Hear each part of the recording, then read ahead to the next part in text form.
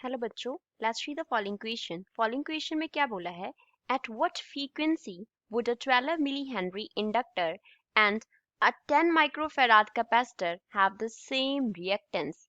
किस फ्रीक्वेंसी पे 12 milli henry inductor की एंड 10 माइक्रोफैराड कैपेसिटर की रिएक्टेंस सेम होगी? What would the reactance be? Reactance कितना होगा? Show that this frequency would be the natural frequency of an oscillating circuit with the same L and C।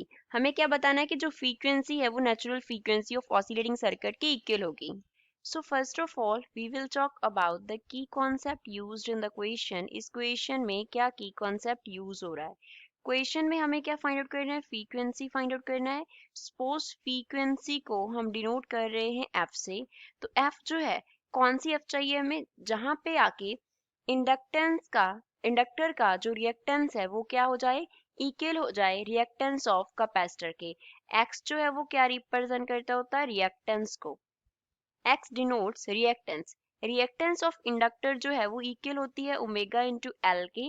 And x सी क्या होता है? ये equal होता है 1 ओमेगा इंटू सी के। ओमेगा क्या डिनोट करता है? ओमेगा डिनोट करता है एंगुलर फ्रीक्वेंसी को। एंगुलर फ्रीक्वेंसी को तो हम क्या लिख सकते हैं? We can write omega L will be equals to 1 by omega C, क्योंकि हमें दोनों को इक्वेट करना है। ओमेगा क्या होता है? 2 पाई इंटू फ्रीक्वेंसी के इक्वल होता है, तो यहाँ पे हम फिल कर देते हैं। लेफ्ट हैंड साइड पे आ गया 2 pi into frequency into L is equals to, यहाँ पे क्या आ गया? 1/2 pi into frequency into C आ गया। तो इसको फर्दर हम क्या लिख सकते हैं? We can write f square is equals to 1/4 pi square into LC। तो जो फ्रीक्वेंसी होगा वो हम कैसे कैलकुलेट करेंगे? 1/2 pi into square root of LC का फॉर्मूला अप्लाई करके। तो इस फ्रीक्वेंसी पे क्या हो जाएगा? Reactance of inductor and capacitor जो है वो इक्वल हो जाएंगी। फर्दर यही हमारे पास क्या होता है? LC ऑसिलेटर सर्किट का नेचुरल फ्रीक्वेंसी होता है। नेचुरल फ्रीक्वेंसी होता है।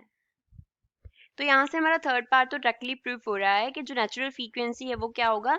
इसी फ्रीक्वेंसी के इक्वल होगा। अब हमें क्या करना है? A and B part solve करने हैं। हम क्या करेंगे? फ्रीक्वेंसी कैलकुलेट करेंगे देन रिएक्टेंस कैलकुलेट करेंगे।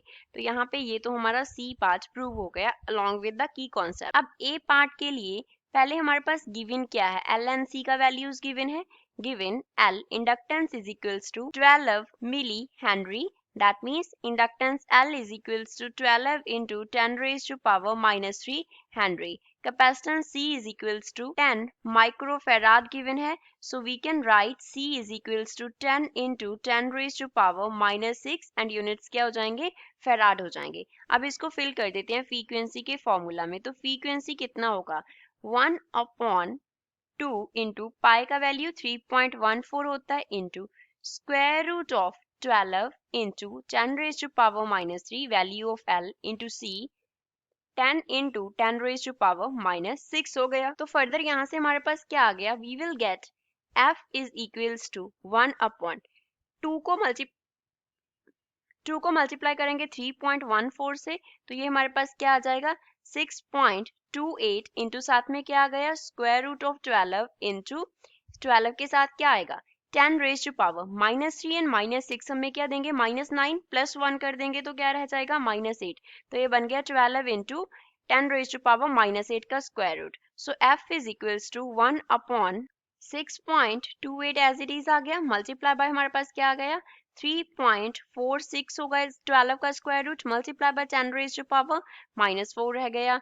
तो 10 रेज टू पावर जो -4 है वो ऊपर जाके क्या बन जाएगा? 10 रेज टू पावर 4। तो उसे हम क्या लिख लेंगे? 10,000 लिख लेंगे डिवाइड बाय 6.28 इंटू 3.46 हो जाएगा। तो ये कितना होगा? 21.73। तो एफ का वैल्यू आ गया 460.1 और we can write F is nearly equals to 460 units क्या होंगे? हर्ट्ज होंगे। तो ये हमारे पास फ्रीक्वेंसी का वैल्यू आ गया। Final answer for option A. अब बी कैलकुलेट करते हैं। बी ऑप्शन में हमें रिएक्टेंस कैलकुलेट करने को बोला है, तो एक का रिएक्टेंस कैलकुलेट कर लेते हैं, दूसरे का तो उसके इक्वल होगा। रिएक्टेंस क्या था? ओमेगा इंटू एल था इंडक्टर के लिए, तो यहाँ से ओमेगा एल को हम क्या लिख लेंगे? 2 pi into frequency into L. अब एक्सएल क्या बन जाएगा? It will be equals to 2 into pi 3.14 frequency का वैल्यू हमने कैलकुलेट किया 460 multiply by inductance that is 12 into 10 raise to power क्या हो गया -3. So the value of XL is equals to 34.66 and units क्या होंगे, ओम होंगे. तो रिएक्टेंस ऑफ इंडक्टर जो है वो 34.66 होगा and we know that reactance of inductor जो है वो रिएक्टेंस ऑफ कैपेसिटर के इस फ्रीक्वेंसी के इक्वल है इस फ्रीक्वेंसी पे, तो वो भी कितना होगा 34.66 ओम के इक्वल होगा. तो ये इस क्वेश्चन का फाइनल आंसर आ गया for the option B. I hope you understood 12. Thanks.